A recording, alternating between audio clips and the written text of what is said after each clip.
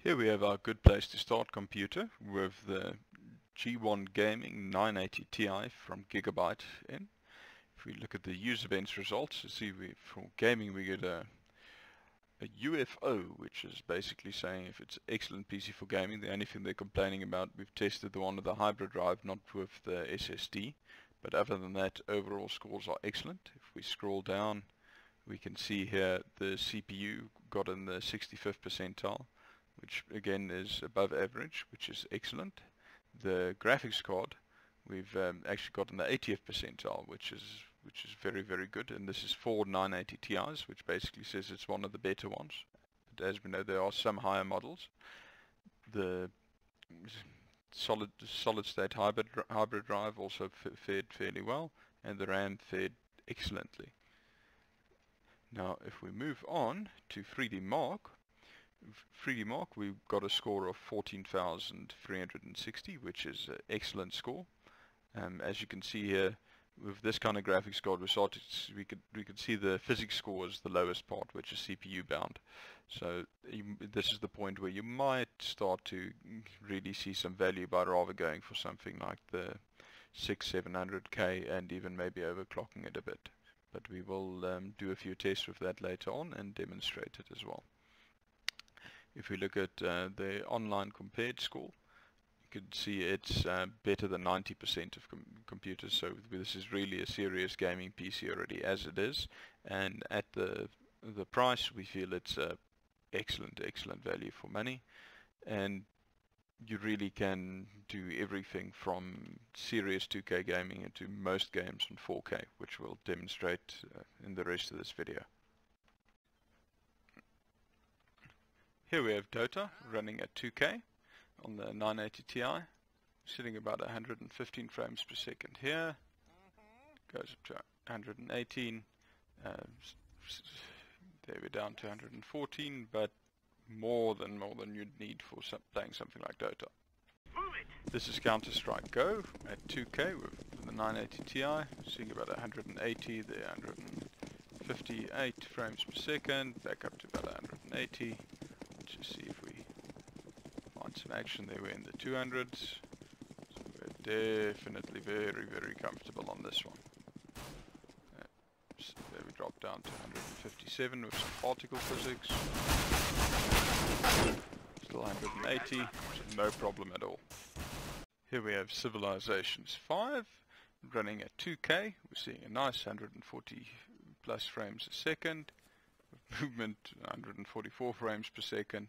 As expected, you wouldn't expect a card like this to have any issues with something like Civilizations 5.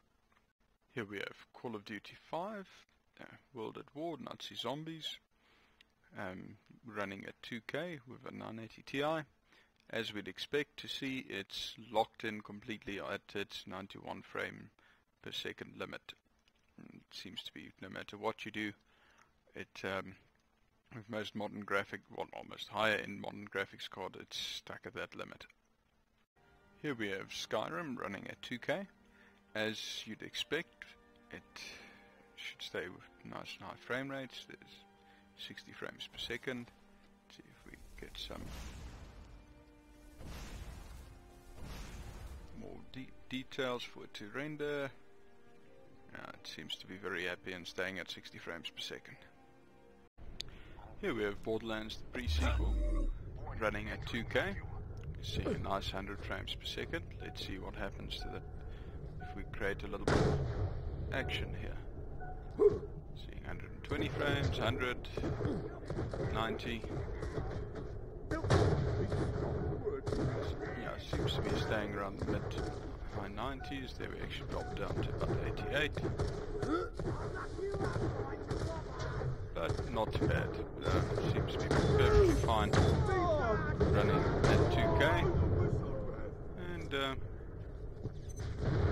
could actually run a 2K 144 Hz refresh rate monitor on this, and it should be perfect. Here we have Project Cars running at 2K with the 980 Ti on our i5 good place to start PC.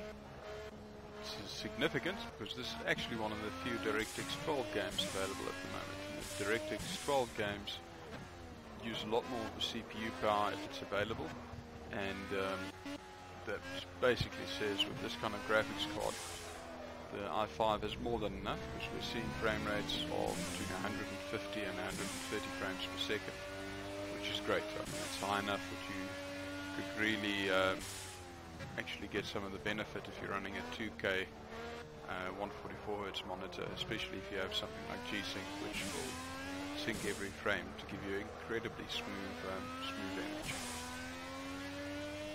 Here we have Battlefield 4 running at 2K. 2K Ultra settings is really a breeze for this card.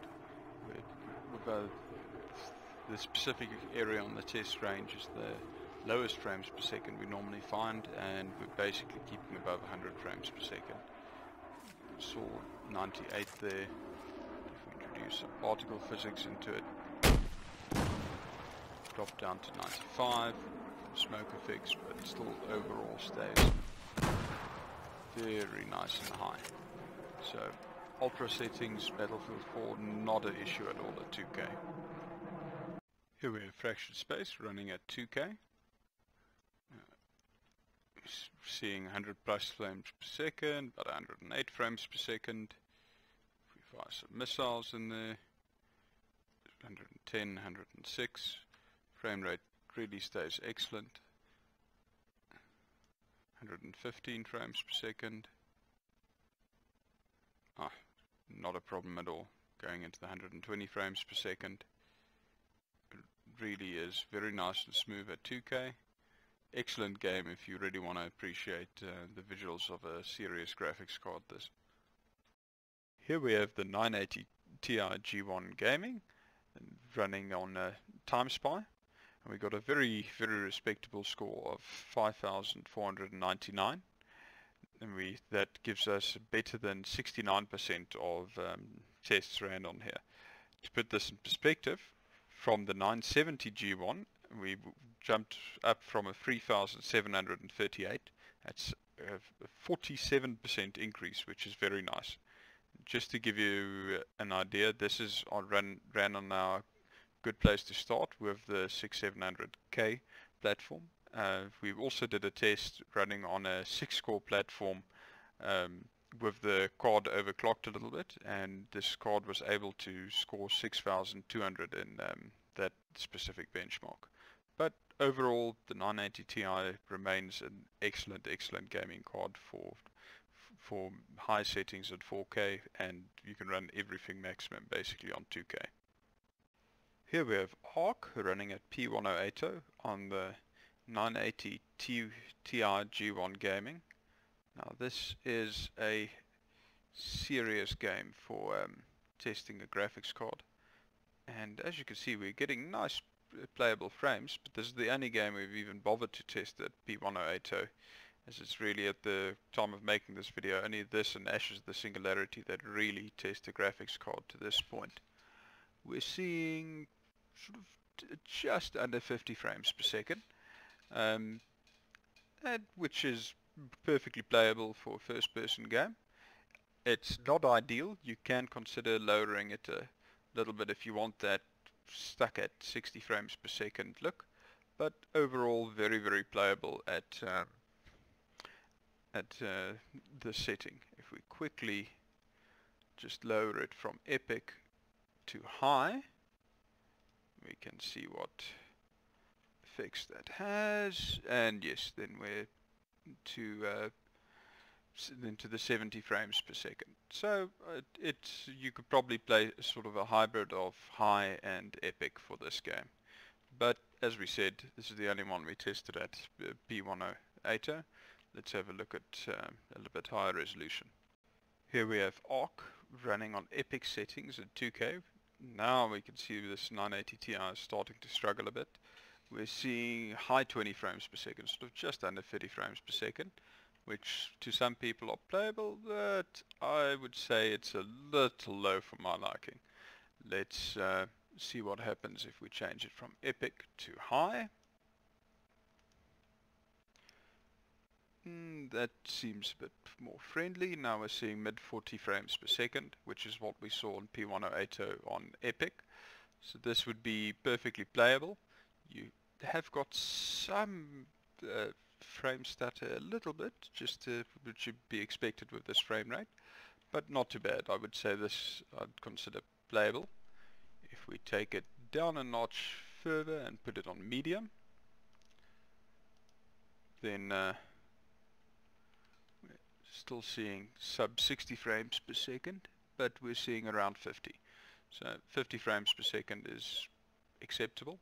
This is at 2K, so for 2K that's probably alright. If we look at Ashes of the Singularity at 2K, we can see you really need quite a serious system to be running it at its crazy presets. This is a very new game, and it is incredibly resource intensive.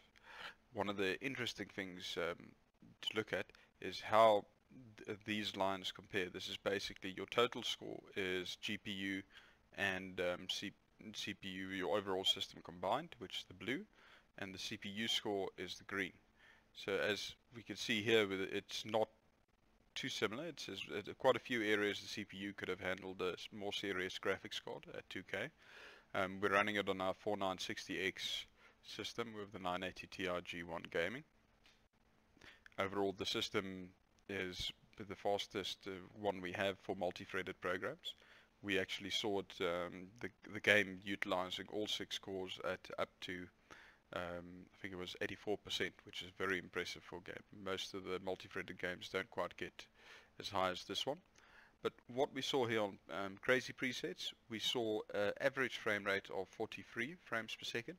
The CPU bound frame rate is 82. So this is where we're starting to get to a point where it'll be very interesting to see how it scales with SLI, which we'll do that test later. The overall system resources, you can see this GPU bound says is it waiting for the graphics card or is it waiting for something else. It's still mostly graphics card that we're waiting for, except in the heavy batches where we have a lot of units on the screen. There's 5% of the times where we're actually waiting for the CPU of the motherboard to deliver something. But overall, this I'd say it's probably still playable for a strategy game. This is the lowest we got as an average in the heavy scenes was 38, but this is getting to the point where you might want to consider setting it a little bit lower. If we drop down to extreme settings, then we see our average frame rate climbs up to 54%, and again we're seeing a similar kind of thing where we're mostly GPU bound, but every now and then we're waiting for the system a little bit. But here, only in heavy batches, we got down to 46%. Overall, this is probably a very nice place to play it, although you can still play it on the crazy presets if you're willing to accept a little bit of shadow if you get into really heavy conflict environments. If we take it down to high, however, then we're very comfortable. We're at 67 frames per second, and now we're actually starting to get into areas where sometimes we're more waiting for the CPU than for the graphics card. And our lowest we got here in heavy scenes, the average was only 57 frames per second, which for strategy games, 30 games per second is probably fine. So it really is a very nice card to play this game at 2K. But overall, sort of between extreme and crazy presets, what you're looking at there.